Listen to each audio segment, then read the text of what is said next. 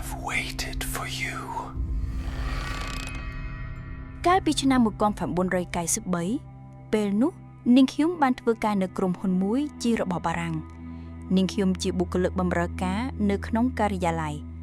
ផ្ទះដែលជាទីស្នាក់ការកណ្ដាលរបស់ក្រុមហ៊ុននោះជាផ្ទះឈើពីរខ្នងមានបរិវេណធំទូលាយព្រមទាំងមានដើមឈើនៅជុំវិញផ្ទះគួរឲ្យចង់រស់នៅជាន់ក្រោមគេបានរៀបចំធ្វើជាការិយាល័យការងារចំណែកជាន់លើធ្វើជាកន្លែងសម្រាកមានបន្ទប់ទាំងអស់ចំនួន4បន្ទប់ធំជាងគេជារបស់លោកអនុប្រធានដោយសារនៅមានបន្ទប់ទំនេរនៅឡើយលោកអនុប្រធានក៏អនុញ្ញាតឲ្យនាងខ្ញុំសម្រាកនៅកន្លែងធ្វើការដែរព្រោះយល់ថាផ្ទះរបស់នាងខ្ញុំនៅឆ្ងាយជាងគេរាល់ថ្ងៃសម្រាកផ្ទះនេះតែងតែស្ងាត់ព្រោះនៅចាំកន្លែងតែនាងខ្ញុំនិងជុំភើពីអ្នកទៀតតែប៉ុណ្ណោះបន្ទប់សល់ពីរទៀតនៅជាប់គ្នាហើយនៅចំពីមុខទ្វាររបងផ្ទះផង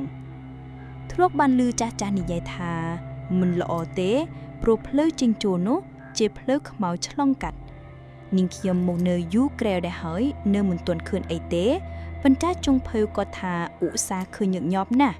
ថាដូចជាឃើញមនុស្សដើរជុំវិញផ្ទះនៅពេលយប់ជ្រៅធ្វើឲ្យនាងខ្ញុំមានការសង្ស័យមករហូតមានថ្ងៃមួយមិត្តភ័ក្តិរបស់នាងខ្ញុំបានឈៀងមកលេងនឹងខ្ញុំដោយបបួលនាងខ្ញុំទៅដើរលេងទៅរកញ៉ាំអីនៅខាងក្រៅនិងទម្រាំត្រឡប់មកវិញឃើញថាយប់ជ្រៅគួរសមនាងខ្ញុំបើកបន្ទប់មួយដែលនៅជាប់នឹងបន្ទប់ទឹកឲ្យមិត្តនាងខ្ញុំសម្រាកគិតថាឲ្យងាយស្រួលចេញចូលបន្ទប់ទឹក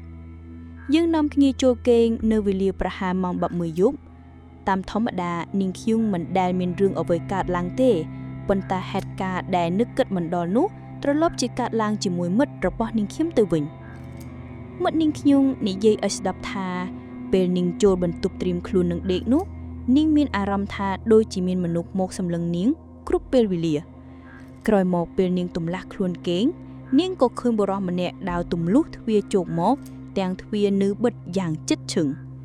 នាងភ័យណាស់ប្រញាប់ស្រែកហៅនាងខ្ញុំប៉ុន្តែនាងស្រែកមិនរួចសូម្បីតែកំរើខ្លួនក្រោកឡើងក៏ឡើងមិនរួចផងបុរសម្នាក់នោះបានដើរមកនាងនៅគ្រែគេងនៅខណៈនោះនាងកំពុងតែដេកផ្ងាបុរសម្នាក់នោះមកអង្គុយក្បែរនាងរួចហើយលូកដៃមកចាប់ក្បាលពួករបស់នាងព្យាយាមកំរើឃុំគិតចេញប៉ុន្តែធ្វើមិនបាននាងបានតែទុំទិញណាក់ម៉ូនៅក្នុងចិត្តតែអាក្មួយនោះនៅតែសើចហឺនៅក្នុងដើមកបន្ទាប់មកវាបានលូកដៃចូលទៅក្នុងអាវរបស់នាងព្រមទាំងខ្ញែមក្បាលពោះរបស់នាងយ៉ាងសប្បាយមិត្តរបស់នាងខ្ញុំបានត្រឹមតែយំខ្លាចក៏ខ្លាចភ័យក៏ភ័យនៅខណៈពេលដែលអាក្មួយឈួតនឹងតណ្ដាកំពុងតែភ្លួតភ្លើននៅលើក្បាលពោះរបស់នាងនោះនាងបានសម្លឹងមើលទៅខ្លួនរបស់វាឃើញធំធ្មឹងសម្បុរខ្មៅព្រីកព្រមទាំងស្លៀកក្បិនកញ្ចាស់តែមើលគត់អាវក៏អត់មានពាក់ផងនាងគិតនៅក្នុងចិត្តថាមិនដឹងធ្វើយ៉ាងម៉េចល្អទេវាបានអង្អែលដើមទ្រូងរបស់នាងឡើងពេញចិត្តទៅហើយមិនត្រឹមតែប៉ុណ្ណោះវាបានរំកិលដៃរបស់វាចុះមកលំវិញក្រោមរបស់នាងទៀតនាងសម្រាប់ចិត្តលើកដៃច្រានទ្រូងរបស់វាយ៉ាងខ្លាំងទុំទេចាស់គ្មានប្រយោជន៍ឡើយព្រោះវាដូចជានាងរុញខ្យល់នាងមិនអាចប៉ះត្រូវរាងកាយរបស់វាឡើយពេលនោះវាបានទម្លាក់ខ្លួនទ្រពពីលើរាងកាយរបស់នាងណែនស្ទើរដកដង្ហើមមិនចង់រួចចៃដននាងបានឮសំឡេងមនុស្សចូលបន្ទប់ទឹក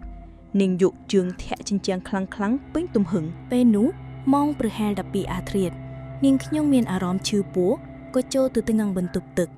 នាងបានឮសំឡេងនាងធាក់ទ្វារលន់ក្រាំងនាងខ្ញុំបារម្ភក្រែងនាងមានរឿងអ្វីក៏គោះទ្វារបន្ទប់នាងហៅនាងតិចពេលបានឮសំឡេងគោះទ្វារអាក្មួយនោះវាក៏បាត់ខ្លួនទៅពេលនាងបានរួចខ្លួនហើយនាងក៏ស្ទុះមកបើកទ្វារយ៉ាងប្រញាប់នាងខ្លាចរញីរញ័រនិយាយដាច់ប្រាប់រឿងរ៉ាវនេះដល់នាងខ្ញុំប្រាប់នាងខ្ញុំថា